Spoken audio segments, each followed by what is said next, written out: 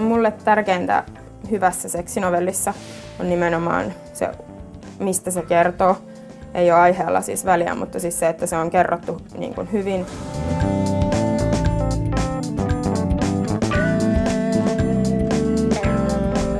Se, että tapahtumat on ylipäätään semmoisia todellisen olosia, että ne on kirjoitettu niin, että ei vaikka silleen, että joku kävelee jossain ja yhtäkkiä harrastaa seksiä, vaan että siihen tulee sitä sisältöä niin kuin vähän, että missä kävelee ja minkä takia harrastaa seksiä. Dereka Darkness aloitti seksinovellien kirjoittamisen 15-vuotiaana. Suurin osa novellien aiheista syntyy lukijoiden toiveista.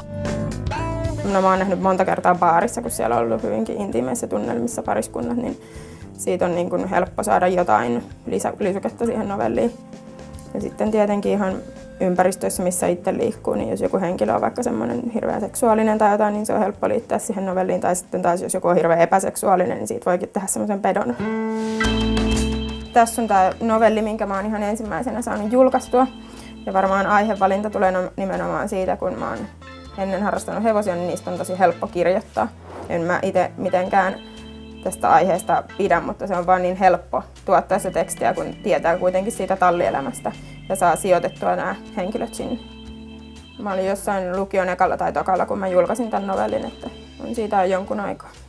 Tässä on tyttö ja hevonen ratsastuskilpailuissa ja ne voittaa, ja sitten tämä tyttö palkitsee sen omalla tavallaan se hevosen siitä. Silloin kun mä aloitin kirjoittaa novelleja, niin mä olin tosi yllättynyt, kuinka paljon eläinseksinovelleja toivotaan. Että se on niin kuin tosi yllättävää. Mä oon huomannut, että ihmisiä aiheena kiinnostaa tosi paljon kaikki tämmöiset tabut, mitkä on niin kuin, mitä ei vahingossakaan voisi kuvitella harrastavansa oikeasti. Että ne haluaa lukea vaikka just perheen sisäisistä tapahtumista, kuvitteellisista tietenkin. Haluaa lukea semmosia varmaan just sen takia, kun niitä ei todellisuudessa ne itse missään nimessä harrastaisi.